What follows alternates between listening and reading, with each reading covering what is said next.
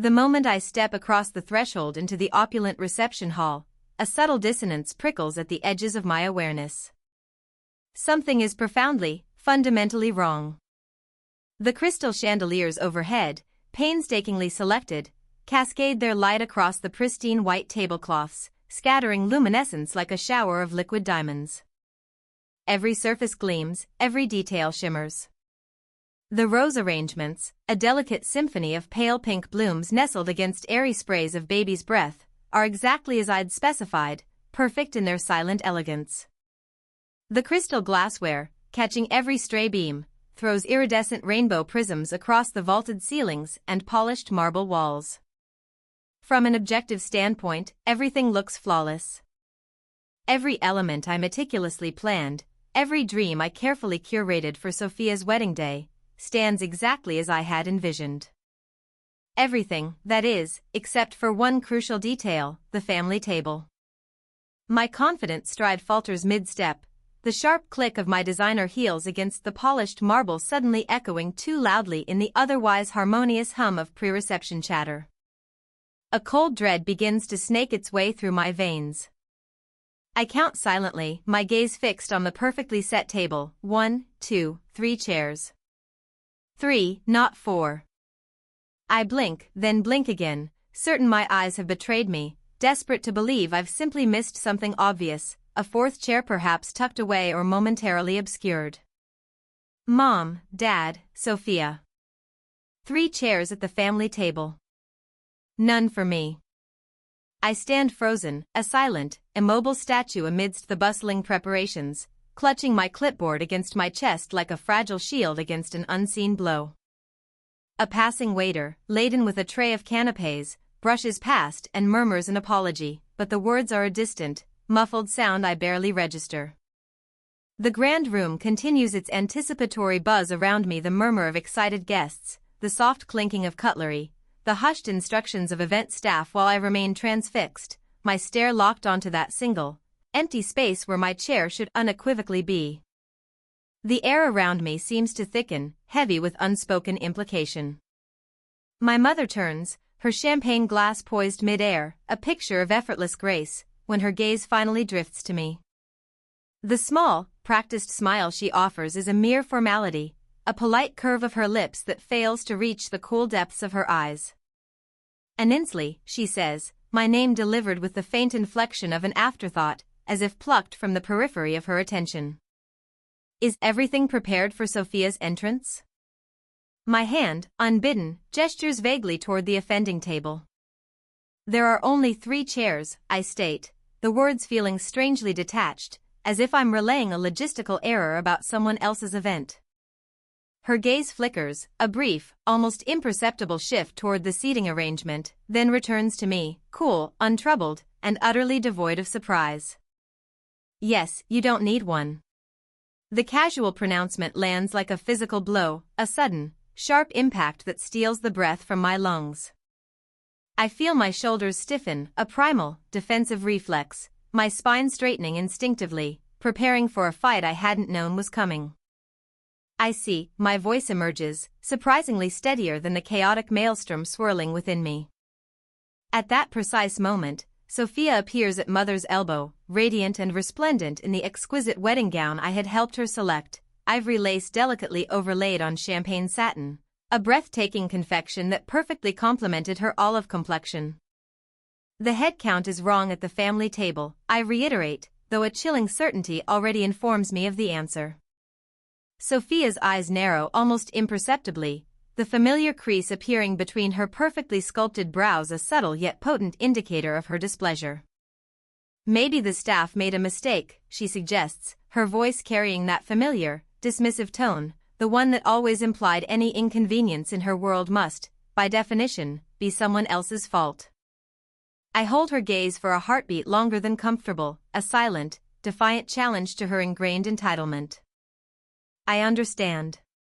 The words taste like ash in my mouth, bitter and dry, but I keep my voice meticulously even, my expression meticulously composed. Then, with a carefully controlled pivot, I turn and walk away, my clipboard clutched tight against my chest, a makeshift shield against the raw vulnerability I refuse to display. My posture is perfect, every step an act of sheer, unyielding will. I find a quiet, secluded corner near the service entrance, seeking refuge from the celebratory facade. My hands, despite my desperate efforts to maintain composure, tremble slightly as I flip through the pages on my clipboard. Each sheet holds a detail I've already committed to memory, every logistical contingency meticulously planned for Sophia's perfect day. Just last night, I had been in this very hall until 3 o'clock in the morning, a ghost moving through the cavernous space, supervising the precise placement of each centerpiece, approving the intricate lighting setup, ensuring that every single element was absolutely flawless. While the rest of my family slept soundly in their luxurious hotel suites, dreaming of this grand occasion, I had crawled through every inch of this sprawling venue, a tireless, unseen architect of their joy.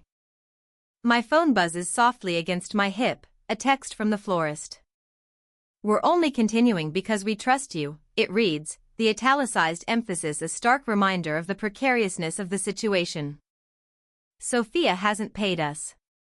I close my eyes briefly, a wave of weariness washing over me, recalling with vivid clarity the moment just last week when I had quietly, without a word to anyone, transferred $4,200 from my own hard-earned savings to cover the floral deposit. Sophia's card, predictably, had been declined. Another expense she would never know about. Another silent, substantial contribution to her perfectly curated, financially irresponsible day. I catch my reflection in a decorative mirror mounted on the wall. My navy dress is simple, elegant, a design I had conceived and sewn myself, another quiet testament to my independence. My hair is swept into a perfect chignon, every strand meticulously in place. My makeup is flawless, a professional mask carefully applied. Nothing in my outward appearance betrays the vast, aching hollowness that continues to spread through my chest, a cold, growing void. 3 chairs, not 4. A statement, not an oversight. A cluster of arriving guests glances my way, their whispers poorly concealed behind fluttering programs. The faint murmur of their curiosity washes over me, but I straighten my shoulders, a familiar, ingrained defense, and pretend not to notice. "Your sister's wedding is beautiful, Ann Inslee. You did an amazing job." The voice, warm and genuine, startles me from my bleak reverie. Melissa Banks, my childhood friend from Columbus, stands beside me, her eyes filled with an unfeigned admiration that feels like a balm. "Thank you," I reply, my smile, though practiced, feels genuinely offered to her. "Just doing my job." "Your job?" Melissa's perfectly arched eyebrows lift in surprise, a flicker of confusion in her expression. "You planned all this? I thought you just helped with the dress." A bitter irony twists in my gut. I shake my head slightly. "I coordinated everything, the venue, the flowers, the menu, the music, every single detail from start to finish." "That's incredible," she says, her voice hushed with genuine awe, before she lowers it conspiratorially. "Though I'm surprised you're not sitting with your family." Before I can formulate a polite, evasive answer, another memory, sharp and unwelcome, surfaces with searing clarity. Mother's voice, just last night at the rehearsal dinner, her arm draped possessively around Sophia's shoulders as she introduced her to distant, unfamiliar relatives. "This is my precious daughter, Sophia," she had beamed, her voice dripping with pride, "the one who will inherit everything." When Uncle Robert, bless his kind heart, had inquired about me, her response had been a dismissive wave of the hand, a casual shrug. "Oh, Ann Inslee? She's busy with work. Not really part of the family celebrations. Not really part of the family." The words, then, had merely stung. Now, they echo with a prophetic chill. I find myself drawn to a secluded alcove, laptop balanced precariously on my knees, the screen casting an ethereal glow on my face. My finger hovers, a millisecond away from clicking the send button on a crucial email. 7 days ago, in a last-ditch effort to maintain professionalism, I had sent an official warning letter regarding unpaid invoices, professional, courteous, but undeniably clear. It had been met with complete, deafening silence. Family loyalty versus professional integrity. The eternal, agonizing struggle of my existence. I stare at the illuminated screen, the stark black text of the warning letter blurring before my eyes, then refocus, seeing instead the empty space at that table. The deliberate, calculated exclusion. 3 chairs, not 4.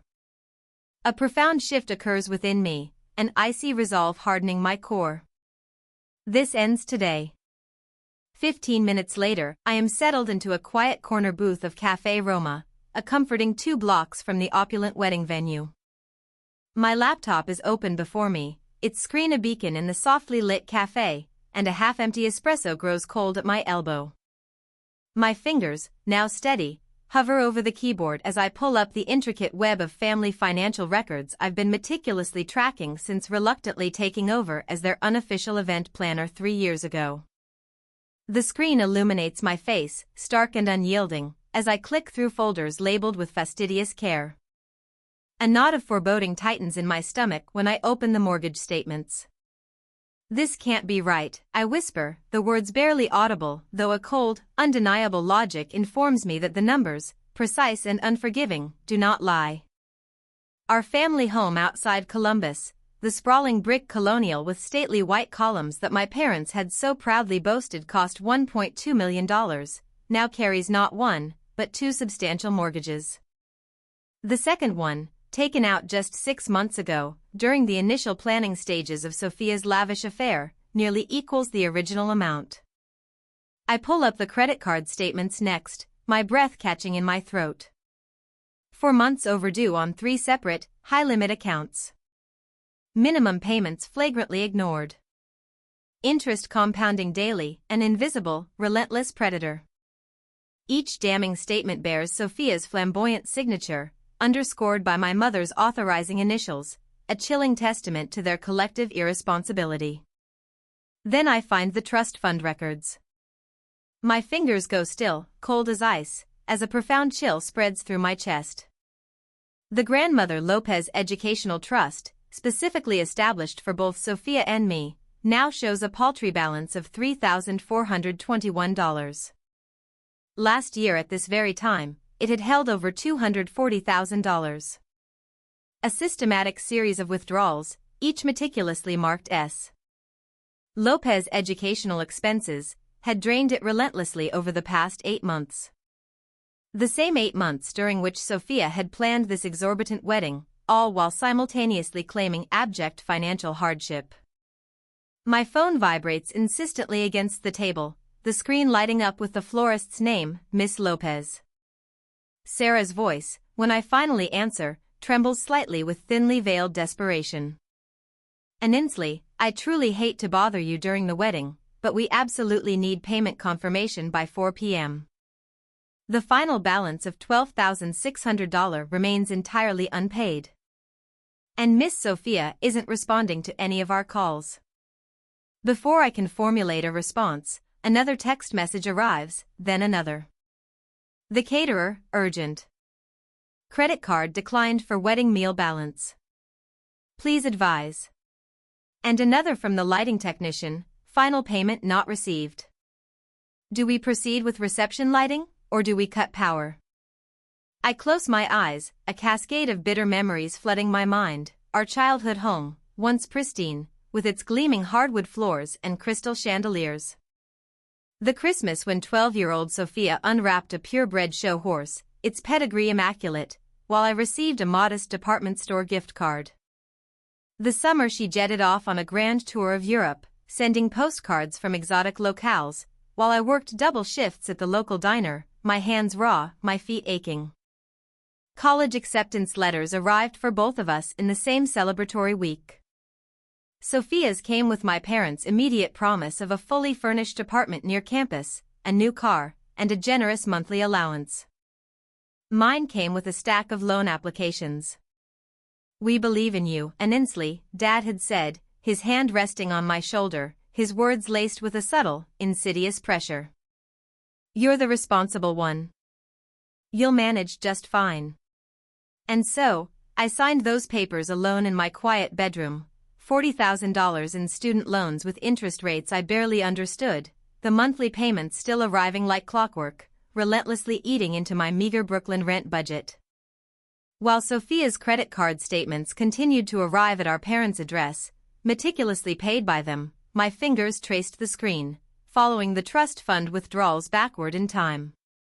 Each withdrawal coincided perfectly, sickeningly, with Sophia's latest social media posts: an Aspen ski vacation, a Bermuda holiday, a Mediterranean cruise. Educational expenses, indeed. A forgotten memory surfaces, sharp and clear: last Thanksgiving dinner, mother raising her crystal glass in a toast to Sophia's glamorous new position at the art gallery.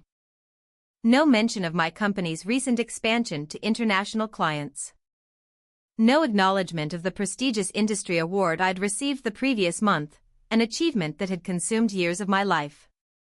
My phone buzzes again, a text from Marco, the hotel manager I've worked with for years, a man whose respect I deeply valued. "Is everything all right, Miss Lopez? We noticed you weren't seated with family, and a few vendors are asking questions." Before I can reply, a message arrives from Janine, the photographer who's captured every major event I've meticulously planned for the past 5 years. "I've worked with you for years, Anninsley. What do you need? Just say the word." Then another from the DJ, the videographer, the cake baker. All professionals I've built strong, reciprocal relationships with, expressing not concern for the bride or the wedding itself, but for me. It's a stark, undeniable validation of my own worth, a lifeline in a sea of familial neglect. A memory from 3 days ago floods back into my consciousness with perfect, excruciating clarity. I'd arrived early at the venue, organizing last-minute place cards, when I'd overheard Mother on her phone in the adjacent room, her voice a hushed but cutting whisper. "Prepare 3 seats only," she'd instructed someone, her tone devoid of warmth. "Anninsley doesn't count as family. She's just the help." The words had pierced me then, a cold, sharp blade, but I'd pushed the pain aside, focusing instead on ensuring Sophia's elaborate centerpieces arrived precisely on schedule, my conditioned response to absorb, endure, and serve. Now, I open Instagram, where Sophia's latest post glows on the screen. "So blessed to have the most perfect family supporting my perfect day," it gushes, dripping with self-congratulation. "I've planned every detail myself." Attached is a photo of my carefully crafted seating arrangement, my distinctive handwriting visible on the elegant table cards, a final, public erasure of my efforts. I close my eyes, weighing the excruciating cost of family loyalty against the imperative of self-respect. The empty chair at the family table. The meticulously drained trust fund. The decades of dismissal, cunningly disguised as praise for my independence. Mother's chilling words echo again, crystal clear: "Anninsley doesn't count as family." With steady, unwavering hands, I sign the digital document I'd prepared 7 days ago, a formal notification of service withdrawal due to non-payment, effective immediately. My company logo, a symbol of my hard-won independence, sits proudly at the top. Professional and impersonal. Family respects family, I whisper to the silent, dimly lit cafe, my voice resonating with a newfound conviction. This isn't respect. This is exploitation. I press send, then systematically forward copies of the notice to every vendor still awaiting payment. With each decisive click, the immense, crushing weight of obligation begins to lift from my shoulders, replaced by something unfamiliar, yet exhilarating, the profound lightness of choosing myself, for the very first time. My phone immediately begins to light up with a flurry of incoming responses, but I silence it without a second thought, close my laptop, and finally, deliberately, take a long, slow sip of my cold espresso. It tastes, unexpectedly, gloriously, like freedom. 10 minutes later, back at the Nowtense venue, I spot Sophia first. Her delicate veil catches the harsh overhead lights as she weaves frantically between tables, a palpable desperation radiating from her once perfect posture. Her eyes, wide with dawning panic, lock on mine across the rapidly dissolving reception hall, and for a fleeting heartbeat, I see genuine, unvarnished fear flicker across her perfectly made-up face. Immensely. Her voice, usually so composed, carries a tremor I have never heard before, a frantic edge of hysteria. What's happening? The bar just closed, and the hotel manager is asking about payment. Fix this. I close my laptop with a soft, decisive click, the sound strangely amplified in the growing quiet. 7 days, I say, my voice steady, betraying no hint of the recent turmoil. I gave them 7 days to address the outstanding, unpaid invoices. 7 days of complete, unyielding silence. I've now officially withdrawn my company's master account guarantee, I explain, my tone clipped and professional. The hotel requires immediate payment, in full, right now. Sophia's face crumples, not with a flicker of gratitude for the thousands I've already quietly covered, but with a surge of entitled outrage, raw and unbridled. What are you talking about? You can't just. I can. I did. The words come easily, surprising even me with their unwavering strength, a stark contrast to the trembling girl I was moments ago. Every single vendor received formal notice of service suspension exactly 10 minutes ago. Behind her, the reception, once a symphony of joy, dissolves into a cacophony of confusion and alarm. The elegant string quartet packs their instruments mid-song, their music abruptly silenced. Waiters, their faces grim, begin removing half-filled champagne glasses from tables. At the center of the unfolding chaos stands my mother, her credit card extended futilely toward an apologetic, unyielding hotel manager. Her expression transitions rapidly from bewilderment to incandescent fury as her card, inevitably, is declined. My father hovers nearby, his hand shaking as he attempts another card, then yet another. His shoulders slump in defeat with each polite, firm shake of the manager's head. For the first time in my life, I see him, the patriarch of the Lopez family, look utterly small, diminished, and impotent. Renee, the photographer whom I've worked with for years, catches my eye from across the room.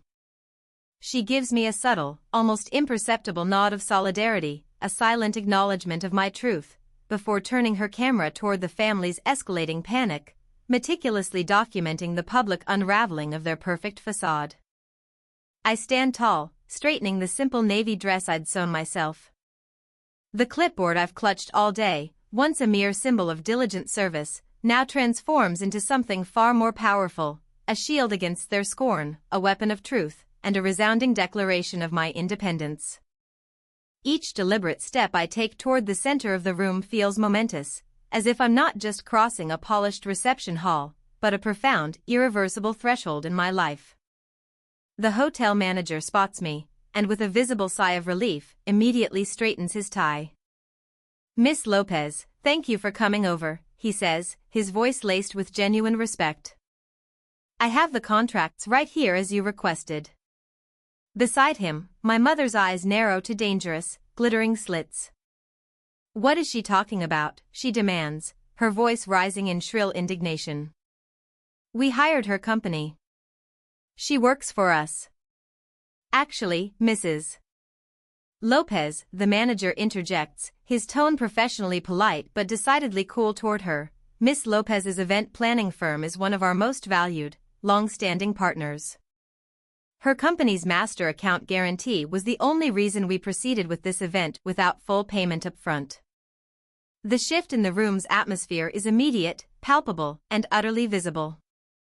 Staff members who had been solicitous and deferential toward my family moments before now direct their undivided attention, their unspoken respect, toward me. Glasses of chilled water appear for me, not for them. Chairs are pulled out for my convenience, not for theirs. The intricate power dynamic of the room tilts, irrevocably, with dizzying speed.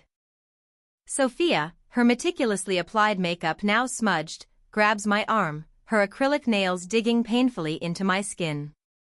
Please don't do this, Anensly, she whispers, her voice dropping to a desperate, tearful plea.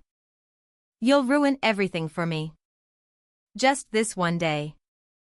My wedding day.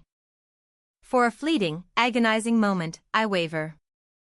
Deep beneath the raw anger and years of accumulated hurt, a tiny flicker of my inherent kindness surfaces, reminding me of building blanket forts with her when we were children, of shared secrets before our parents' insidious favoritism became her undeniable birthright. It urges me, almost imperceptibly, to relent. My mother, sharp and intuitive, senses this faint hesitation.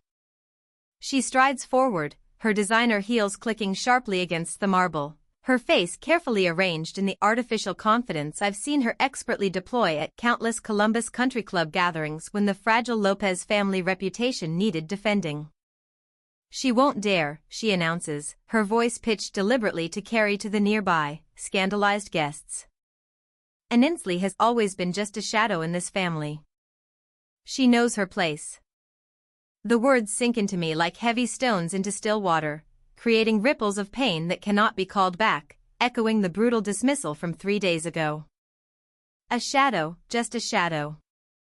I watch my own transformation reflected in my mother's eyes as her manufactured confidence finally, visibly, falters. The clipboard in my hands, once a quivering shield, no longer trembles. What's happening? A wedding guest murmurs nearby, barely bothering to lower her voice. Are they not paying? The sister planned everything, another whispers, incredulous. Apparently, they never paid her company. I reach for the document the hotel manager holds. He extends it, taking the pen from his hand. My signature flows across the suspension confirmation with the calm, unwavering precision that has meticulously built my reputation in this demanding industry. The looping letters of my name represent not just my identity, but my hard-won worth. I gave you 7 days to pay, I say, my voice measured, clear, and utterly devoid of emotion. You chose to ignore me completely. I'm simply enforcing the contract. My father steps forward, his face pale, etched with a newfound desperation.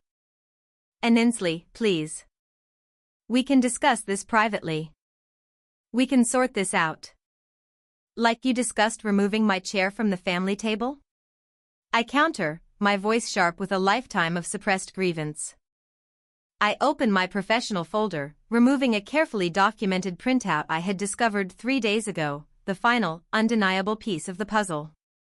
Or perhaps we should discuss how Sophia systematically drained the Grandmother Lopez Educational Trust, where I was also a named beneficiary.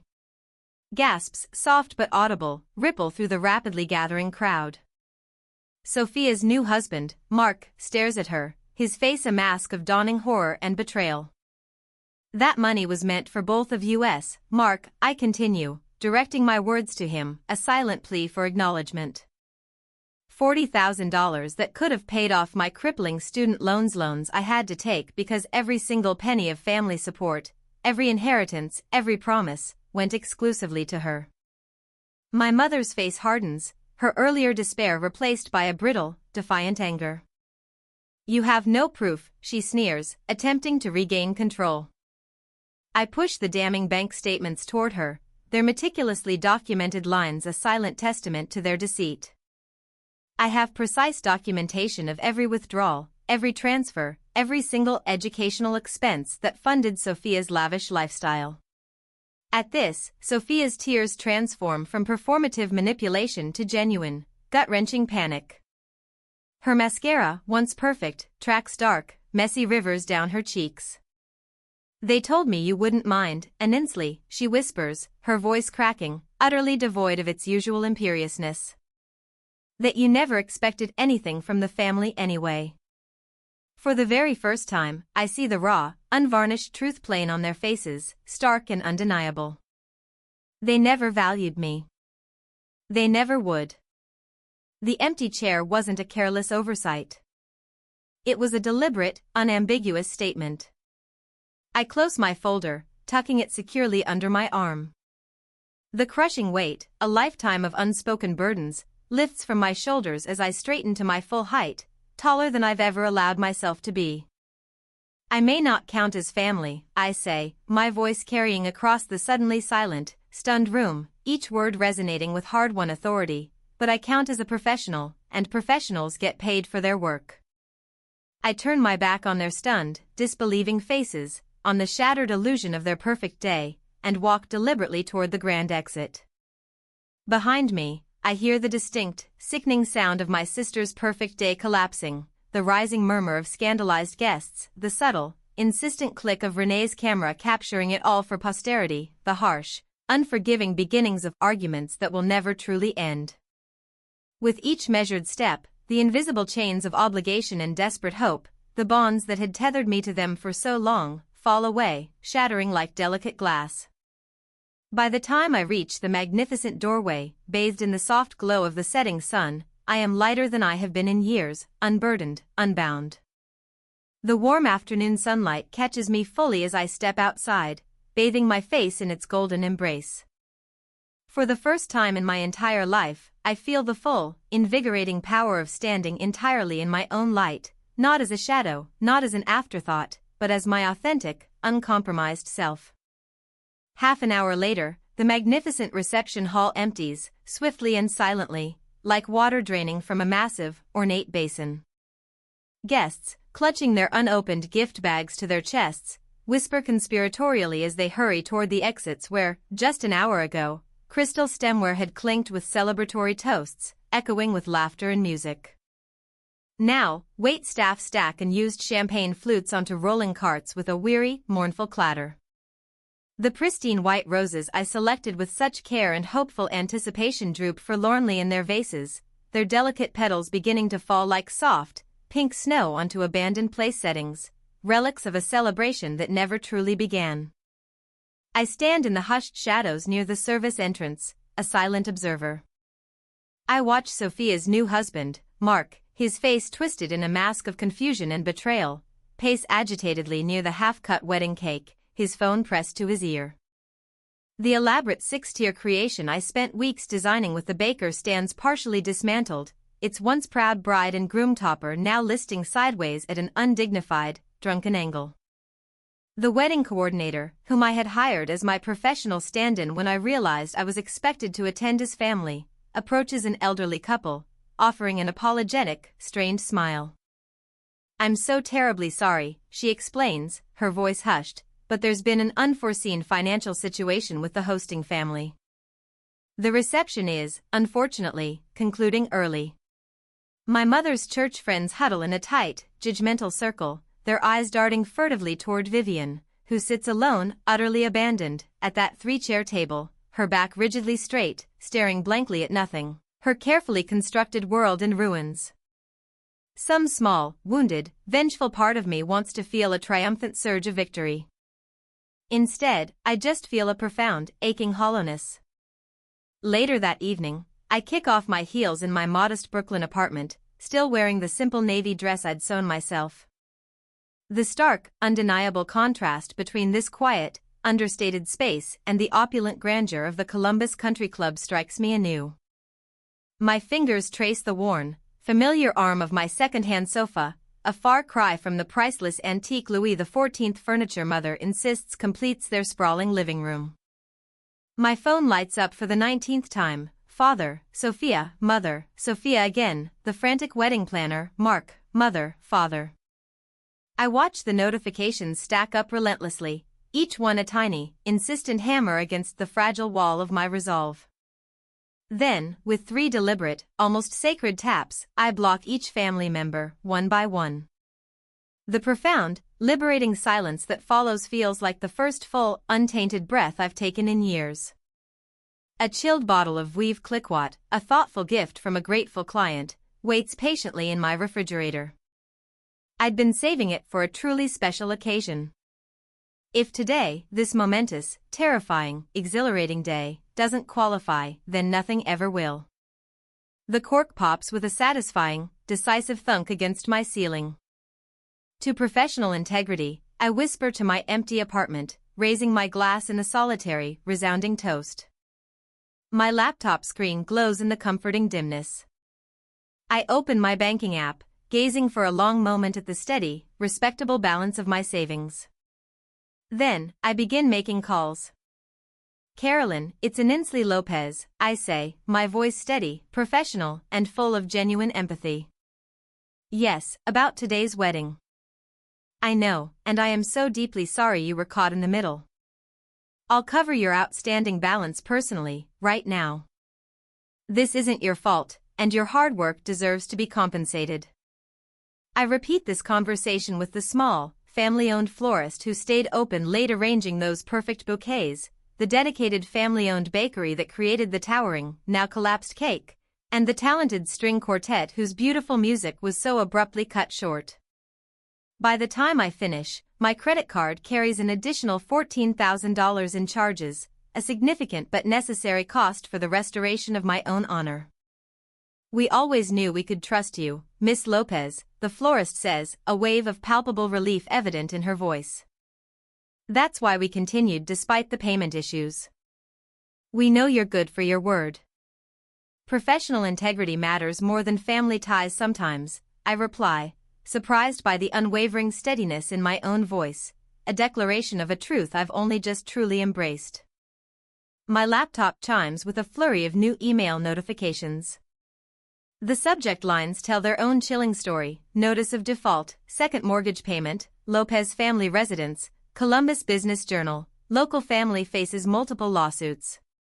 A quick, dispassionate glance at social media shows Sophia has hastily changed her relationship status to "it's complicated." Below it, a new, hastily written post: anyone need a slightly used wedding dress? DM for details. Another email from the church secretary confirms mother's abrupt resignation from the parish board due to personal circumstances. Father's email sits unopened in my inbox. Subject: urgent financial advice needed. I delete it without a moment's hesitation, without even reading the first line. I open my contacts and methodically delete my emergency contact information, a field that has always listed my parents. The field sits empty, the cursor blinking, a tiny, poignant void. After a moment's thoughtful hesitation, I type the name of my therapist instead. My finger hovers over a folder of family photos on my phone. I could delete them, erase the childhood memories, the holiday gatherings, even the most painfully poignant ones. But these images, for all their complicated history, chart the undeniable path that brought me here, to this moment of liberation. Instead of erasing them, I create a new album, deliberately labeling it what I overcame, and move them there, reframing my past with a new, empowered narrative. In my journal, I write a single, profound line: the empty chair wasn't a rejection. It was direction. I curl up on my window seat, a sense of profound peace settling over me as I watch the city's myriad lights flicker against the inky canvas of the night sky. Tomorrow will undoubtedly bring consequences I cannot predict: anger, perhaps legal threats, certainly more emotional manipulation.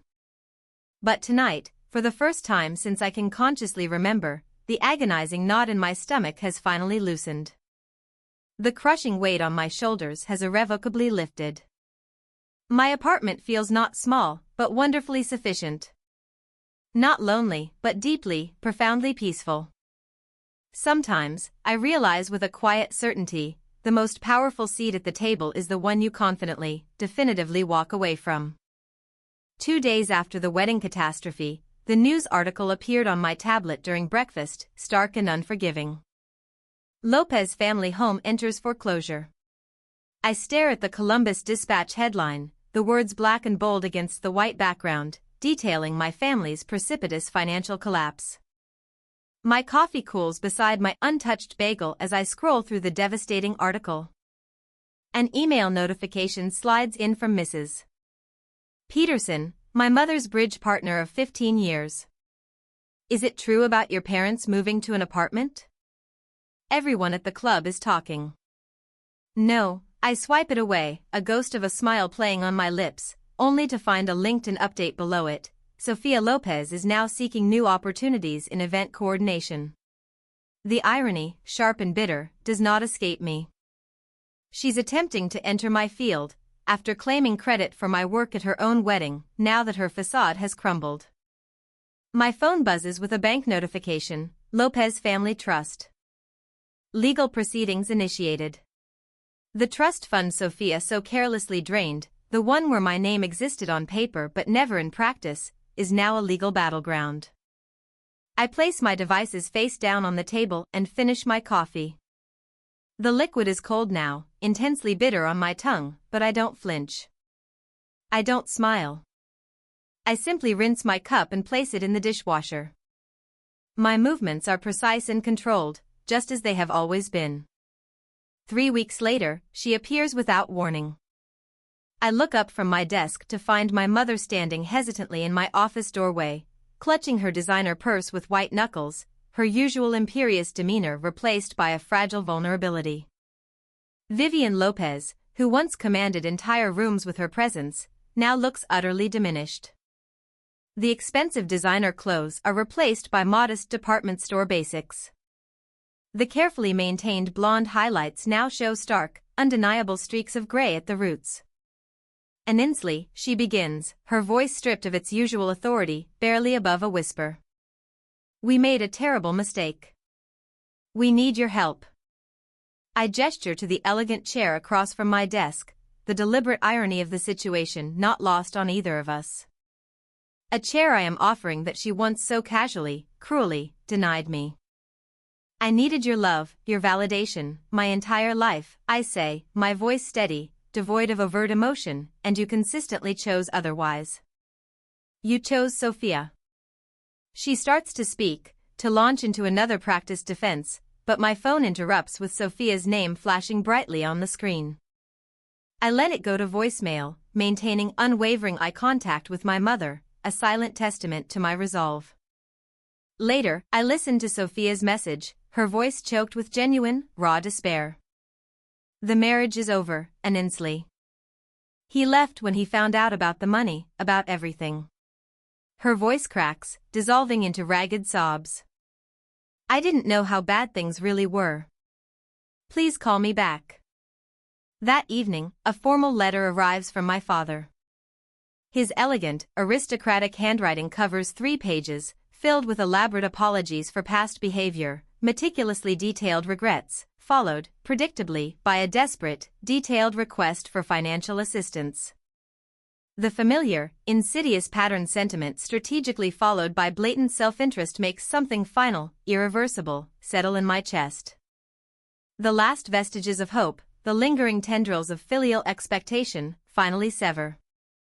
I arranged to meet them at a bustling coffee shop 2 blocks from my apartment, neutral territory, chosen specifically to limit their potential for dramatic displays. I arrive 10 minutes early and secure a corner table with clear sight lines to the door.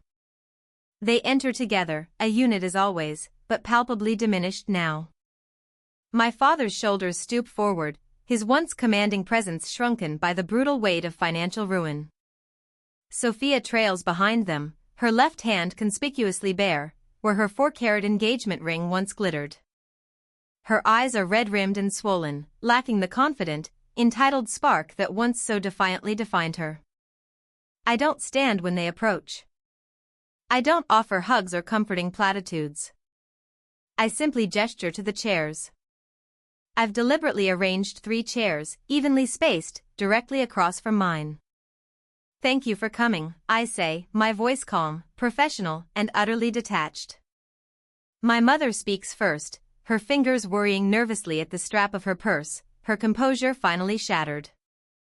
We always favored Sophia because she was easier to control, she admits, the confession hanging heavy and raw in the air between us, an uncomfortable truth laid bare. Your independence, Inslee, it always threatened us. We simply didn't know how to handle it. My father nods slowly, his eyes fixed on his cooling coffee cup, unable to meet my gaze. We took the path of least resistance, he mumbles, his voice barely audible. It was wrong. Terribly wrong. Sophia looks up, her mascara smudged beneath her eyes, raw and vulnerable. They told me you owed us, she whispers, her voice breaking, because you were the less lovable child. That's what they said. And I believed them. The words should hurt, I realize. Perhaps once they would have, carving deep into my soul. Now, they simply confirm what I already know, a validation of the long-held pain I've finally chosen to shed.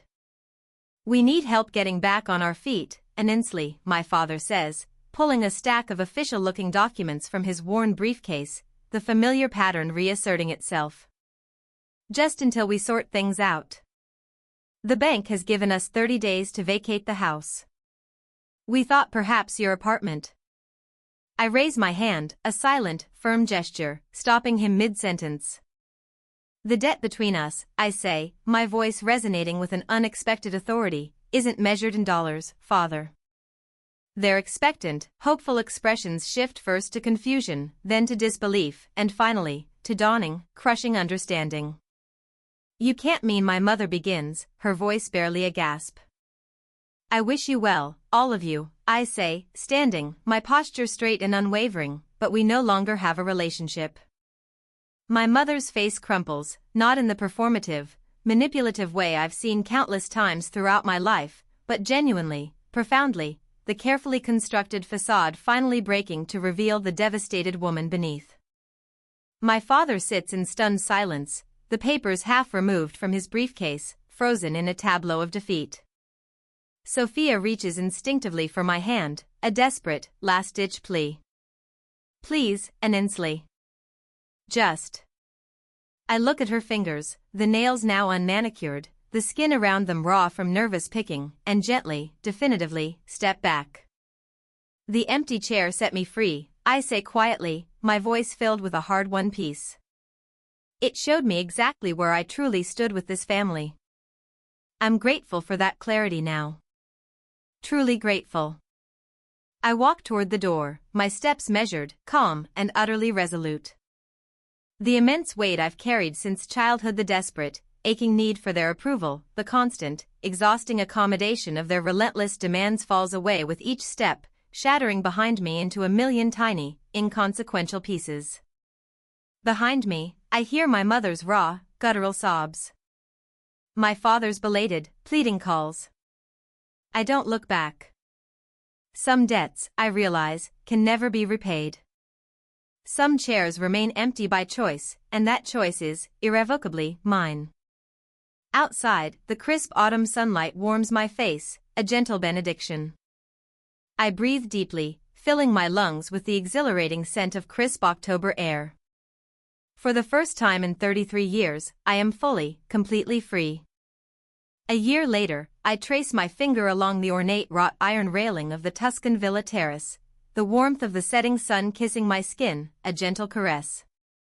Below me unfolds the breathtaking wedding of international pop star Marissa Lawson, every exquisite detail executed with a precision and artistry that would make my former, more anxious self beam with fierce, silent pride.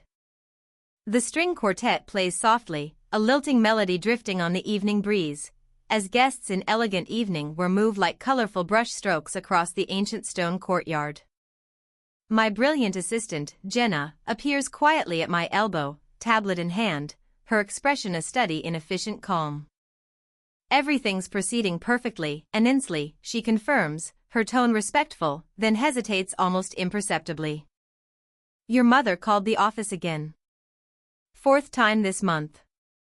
I take a slow, appreciative sip of Prosecco, the delicate bubbles dancing across my tongue, invigorating and light. The same answer as always, Jenna, I reply, my voice carrying no trace of residual emotion. Jenna nods, a silent acknowledgement of the established boundary, and slips away, moving gracefully to coordinate with the photography team. Her quiet confidence is a mirror, a reflection of the thriving, ethical company I've meticulously built, a company that blossomed precisely because I walked away from toxic family obligations to honor the sacred trust of professional ones. The laptop on the elegant wrought iron table beside me chimes softly, reminding me of my weekly therapy session. Dr. Freeman's kind, intelligent face appears on screen, her silver-framed glasses catching the glorious Italian sunset behind me. Magnificent view, an Inslee, she notes, her voice warm and reassuring. How are you truly feeling today? I consider this as a server, efficient and discreet, delivers a fresh, fragrant bouquet of cut roses to the bridal suite below. I don't regret walking away, I answer, the truth settling deep in my bones. My only regret is waiting so long to do it. The nightmares about the wedding, they haven't occurred in months now. I've finally replaced those images with better ones, Dr. Freeman. I turn the laptop slightly, allowing her to take in the breathtaking vista of the Arno River winding through the ancient city, bathed in the soft, fading light. I've replaced those images, I reiterate, with the view from my own table, the one I built for myself. Later that evening, I returned to my rented apartment overlooking the serene Arno River. The walls display photographs not of blood relatives, but of my chosen family, my business partner Thomas laughing joyously during our company's 5th anniversary celebration, the dedicated vendors who stood by me when everything else fell apart, my therapy group, a diverse collection of resilient souls, during our recent retreat to the serene mountains of Vermont. My phone chimes with a text from Robert, inviting me to dinner tomorrow evening with friends who have, through shared experience and genuine affection, become more family to me than my actual relatives ever were. I respond with an immediate, heartfelt yes. Back in Columbus, according to the occasional, dispassionate updates from mutual acquaintances, reality has irrevocably transformed my biological family's carefully crafted, privileged image. My mother now works the perfume counter at Macy's, her once ubiquitous designer clothes replaced with a standard department store uniform. Sophia's tumultuous divorce was finalized 3 months after her husband discovered the full, unvarnished truth about their staggering finances. She now lives in a cramped studio apartment, remarkably similar to the one she once mockingly derided me for renting during college. The potent, poetic irony is certainly not lost on me. My parents now occupy a modest, 2-bedroom rental in a nondescript complex they once drove past with disdain, Mother's cutting remark from when I was 16 echoing in my memory, "Those people should really try harder," and Inslee. Now, she is those people. The following afternoon, I interview Jessica Winters, a bright, ambitious young event planner whose resume mirrors my own humble beginnings, working her way through college, diligently planning events for free to painstakingly build her portfolio, driven by an unwavering passion. My parents think this career is beneath me, she admits, her voice breaking slightly, a familiar pain etched on her face. They wanted a doctor or a lawyer. They wanted a life they could brag about. But I wanted this. I lean forward, my gaze steady and empathetic.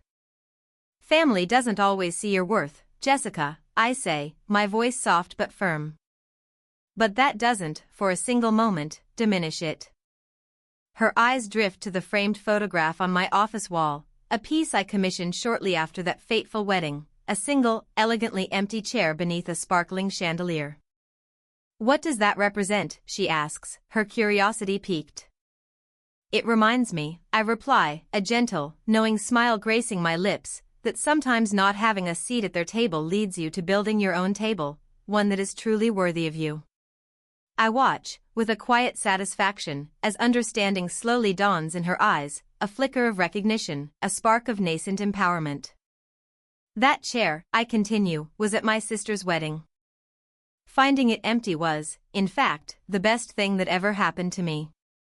The tears that well in her eyes aren't sad ones, they are tears of profound recognition, of validation, of a shared, unspoken journey towards self-acceptance. Back on the terrace that evening, as the first stars begin to prick the velvet canopy above Tuscany, I raise a silent toast. Last month, I established the Empty Chair Foundation, a scholarship program providing crucial financial and mentorship support for event planning students who lack familial backing. Yesterday, I accepted an invitation to give a TED Talk about maintaining professional integrity within complex personal relationships, a testament to the powerful lessons I've learned. This very morning, I answered a heartfelt letter from a young woman in Nebraska, whose words resonated deeply. "Your story helped me find my own strength," and Inslee. My handwritten reply, simple and profound, was this: "Your chair at life's table is always guaranteed, dear one." The newly emerged stars reflect in my wine glass as the night fully embraces the enchanting Italian countryside. In the depths of the glass, I see both the woman I am now and, faintly, the lingering shadow of who I once was, the daughter desperate for approval, the sister accepting scraps of affection, the professional whose talents her family shamelessly exploited. I speak softly to the vast, silent night sky, my voice imbued with a newfound clarity and peace. The empty seat at my sister's wedding wasn't a loss, I whisper, a profound truth finally settling into my soul. It was the turning point that helped me find my rightful, authentic place in life. And for the very first time in 33 years, that place feels exactly, perfectly right.